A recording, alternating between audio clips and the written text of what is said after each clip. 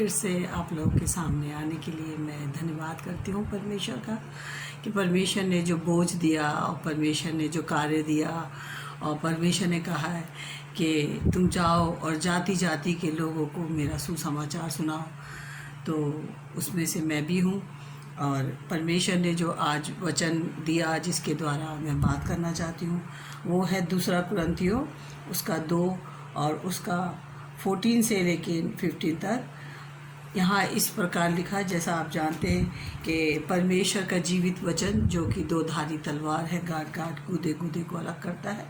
और उसमें इस तरह से लिखा है, परंतु परमेश्वर का धन्यवाद हो जो मसीह में सदा हमको जय के उत्सव में लिए फिरता है और अपने ज्ञान की सुगंध हमारे द्वारा हर जगह फैलाता है।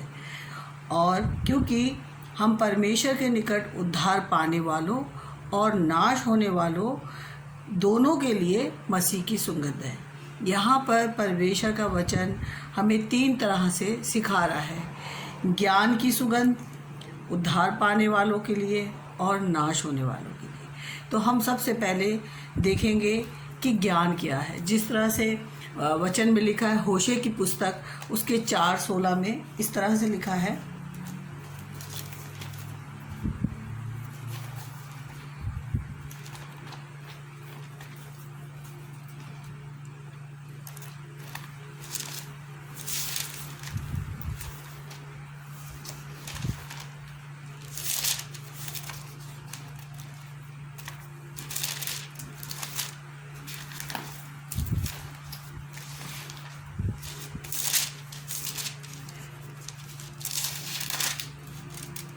होशे की पुस्तक उसके 4:6 में इस तरह से लिखा है, मेरे ज्ञान के ना होने से मेरी प्रजा नष्ट हो गई।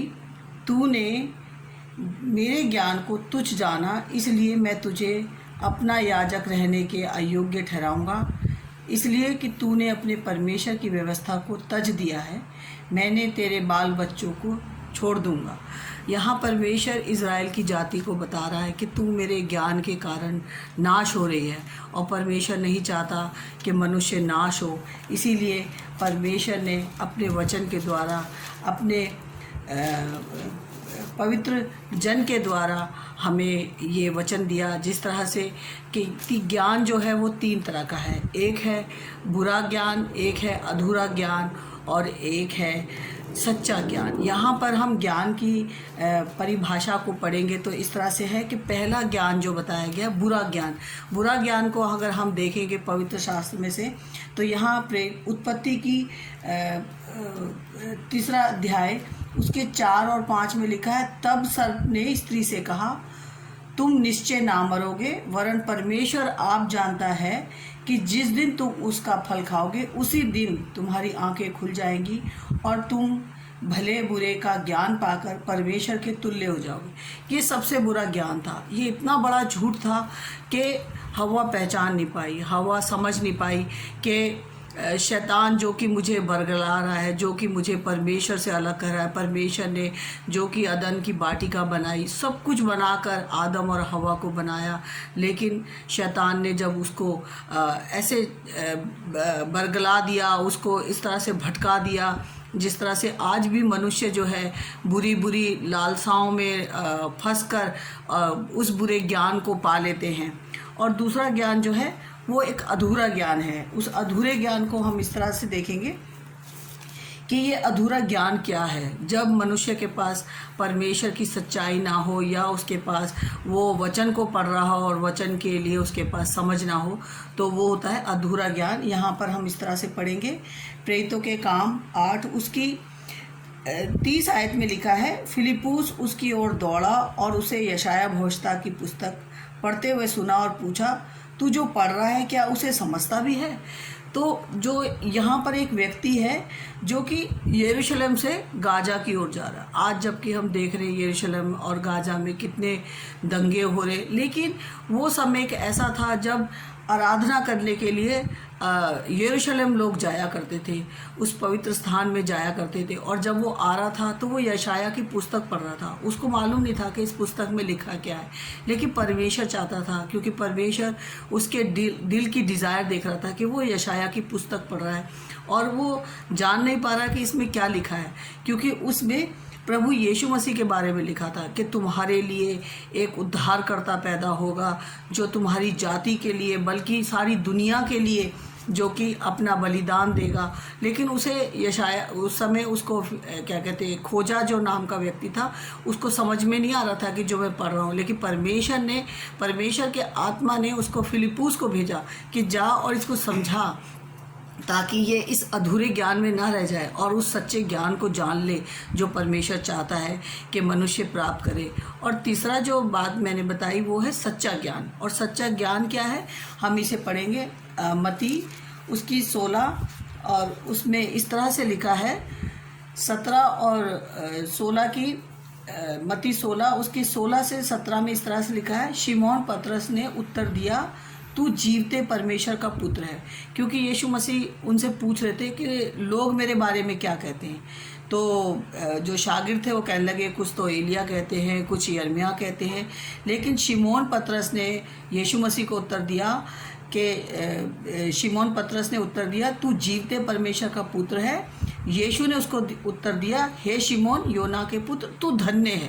पर यीशु मसीह ने उसको कहा कि तू धन्य है, क्योंकि मांस और लहू ने नहीं, परंतु मेरे पिता ने जो स्वर्ग में है ये बात तुझ पर प्रकट की है। परमेश्वर के पवित्र आत्मा ने शिमोन पतरस को बताया कि यीशु जो है वो परमेश्वर की ओर से भेजा हुआ हमारे लिए मसीह है, हमारे पापों से छुड़ाने के लिए जो प्रभु यीशु मसीह पृथ्वी पर आए, और मनुष्य जाने कि परमेश्वर किसी की भी हलाकत नहीं चाहता।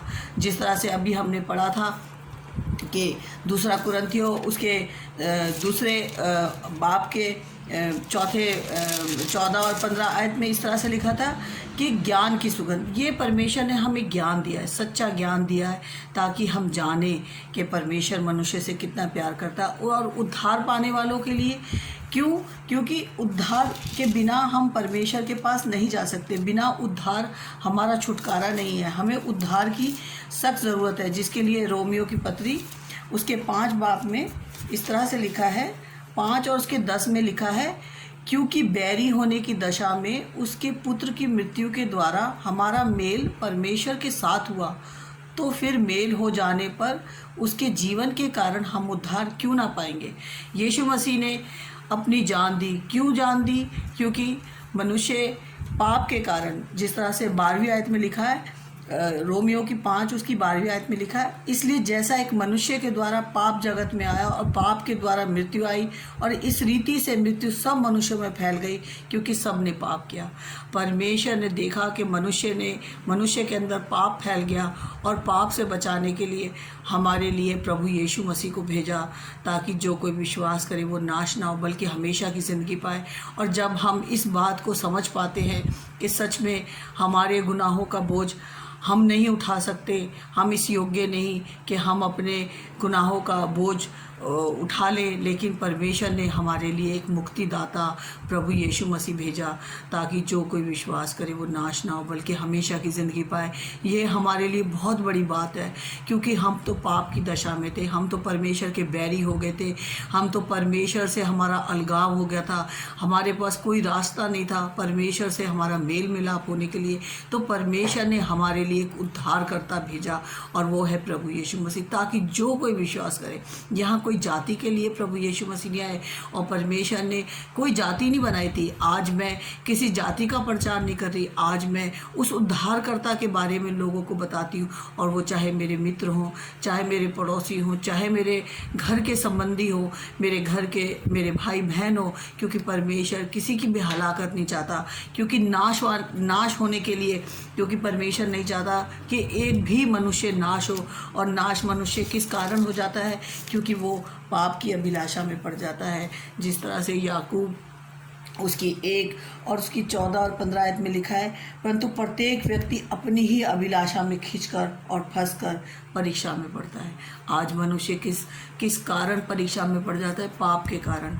और पाप जो है वो मनुष्य से अलग करने के लिए परमेश्वर ने कहा था कि जो कोई यीशु पर विश्वास है, क्योंकि आगे यहाँ लिखा है याकूब की पत्री 15 आयत में, फिर अभिलाषा गर्भवती होकर पाप को जनती है और पाप बढ़ जाता है तो मृत्यु को उत्पन्न करता है।